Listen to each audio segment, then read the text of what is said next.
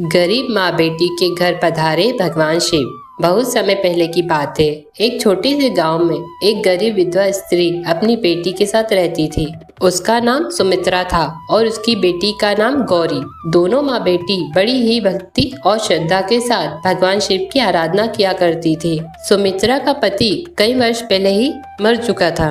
अब वह अपनी बेटी गौरी के साथ किसी तरह जीवन यापन कर रही थी। दिन भर खेतों में काम करती, दूसरों के घर में चौका बर्तन करती और जैसे तैसे 2 वक्त की रोटी का जुगाड़ कर पाती।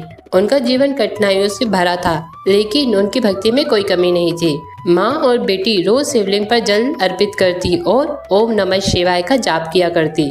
एक बार महाशिवरात्रि का पावन पर्व आया। सुमित्रा और गौरी ने ठान लिया कि वे इस दिन भगवान शिव की विशेष पूजा करेंगी।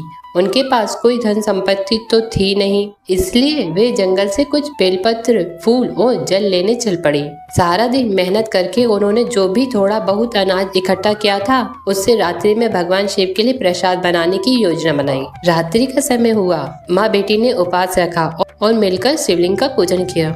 पूजा के बाद जब वे सोने चली, तभी एक दिव्य प्रकाश उनके घर में प्रकट हुआ। आंखें खुलते ही उन्होंने देखा कि एक सुंदर तेजस्वी पुरुष उनके द्वार पर खड़े हैं। वे जटाधारी, त्रिशूलधारी और रुद्राक्ष की माला पहने हुए थे। उनके मस्तक पर चंद्रमा सुशोभित था और गले में सर्प लिपटा हुआ था। सुमित्रा और गौरी ने पहचान लिया कि यह कोई साधारण व्यक्ति नहीं, स्वयं भगवान शिव है। वे तुरंत उनके चरणों में गिर पड़ी और अपनी श्रद्धा प्रकट की। भगवान शिव मुस्कुराए और बोले, वत्स, तुमने इतनी श्रद्धा से मेरी आराधना की है।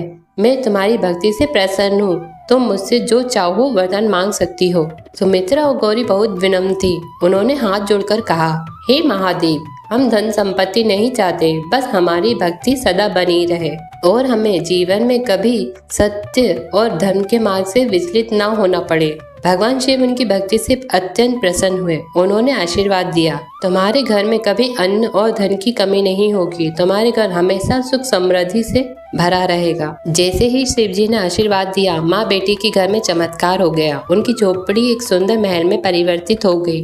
वहाँ अन्न, वस्त्र और सभी सुख साधन प्रकट हो गए। गाँव के लोग यह चमत्कार देखकर आश्चर्यचकित रह गए। सुमित्रा और गौरी की आंखों में आंसू थे, लेकिन ये आंसू आनंद और भक्ति के थे। उन्होंने भगवान शिव को पुनः प्रणाम किया और उनकी महिमा का गुणगान करने लगी। इस कथा से हमें यह शिक्षा मिलती है कि भगवान शिव केवल धनवानों की ही नहीं, बल्कि सच्चे मन से भक्ति करने वालों की भी सुनते हैं। श्रद्धा, भक्ति और सच्चे मन से की गई प्रार्थना कभी व्यर्थ नहीं जाती। जो भी सच्चे मन से शिवरात्रि के दिन शिव जी की पूजा करता है, उसके जीवन में सुख, समृद्धि और शांति अवश्य आती है। भगवान शिव भक्तों की हर कठिनाई हर लेते हैं और उनकी झोली को भर देते हैं। हर हर महादेव। आप सभी को महाशिवरात्रि की शुभकामनाएं।